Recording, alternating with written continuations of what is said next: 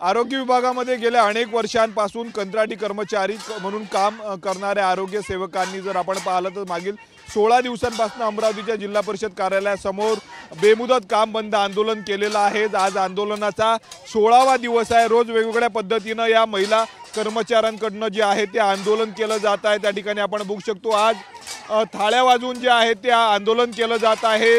एकच नारा आणि सरकारी सेवेमध्ये कायम करा अशा पद्धतीचा नारा दिला जात आहे। पाऊस सध्या अमरावतीमध्ये सुरू आहे आणि या भर पावसामध्ये या महिलांचं आंदोलन सुरू आहे।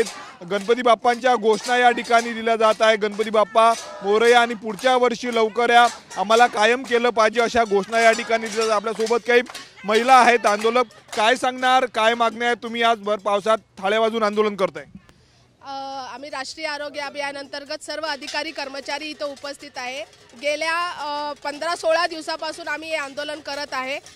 14 मार्च 2024 रोजी राष्ट्रीय आरोग्य अभियान अधिकारी कर्मचाऱ्यांना समायोजन करण्याबाबत शासनाने GR काढलेला होता। त्या GRची आता 1.5 वर्ष होऊन सुद्धा अंमलबजावणी झालेली नसल्याने आम्ही 19 ऑगस्ट 2025 पासून हे आंदोलन सुरू केलेलं आहे। आता या आंदोलनाला 15 दिवस कंप्लीट होऊन 16वा दिवस असून अजूनही शासन त्यावर कुठलीही प्रक्रिया किंवा अंमलबजावणी करत नाही आहे। त्यामुळे आम्ही वेगळ्या पद्धतीने आंदोलनामध्ये आंदोलन तीव्र करण्याचा प्रयत्न करत आहे। शासन जोपर्यंत आम्हाला आमच्या त्या GR बद्दल किंवा त्या GRची लेखी किंवा काही आदेश न काढल्याशिवाय आम्ही हे आंदोलन मागे घेणार नाही आहे। त्यामुळे लवकरात लवकर सरकारला विनंती आहे की लवकरात लवकर त्यांनी आम्हाला आमच्या त्या GRची अंमलबजावणी करून सर्व अधिकारी कर्मचाऱ्यांना समायोजन करून आणि एकत्रीकरण समितीच्या इतर मागण्यांना न्याय द्यावा ही विनंती आहे शासनाला। भर पावसात तुम्ही आंदोलन करतायत, मुलं बाळ घेऊन देखील काही महिला आलेल्या आहेत, काय सांगणार? मागणी अजूनही पूर्ण झाली काय सांगणार? अजूनही आंदोलन सुरूच आहे। 16 दिवस झाले, आरोग्य सेवेवर मोठा परिणाम झाला तुमच्या आंदोलनामुळे।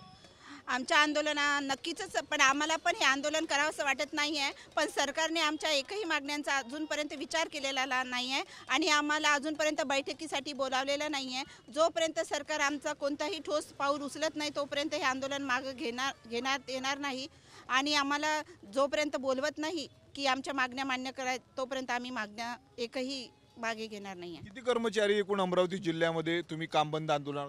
1400 ते 1600 आहेत आम्ही कर्मचारी अधिकारी आहोत।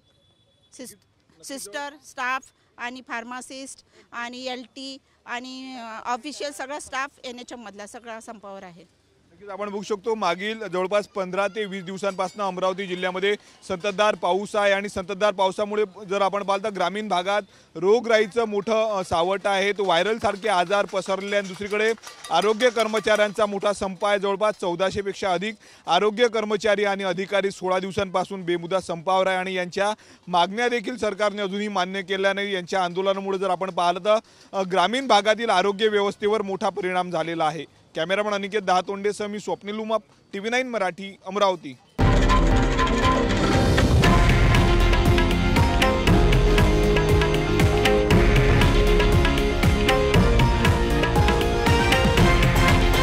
हे आहे देशातील नंबर 1 न्यूज नेटवर्क आणि आपण पाहत आहात TV9 मराठी, एकमेव।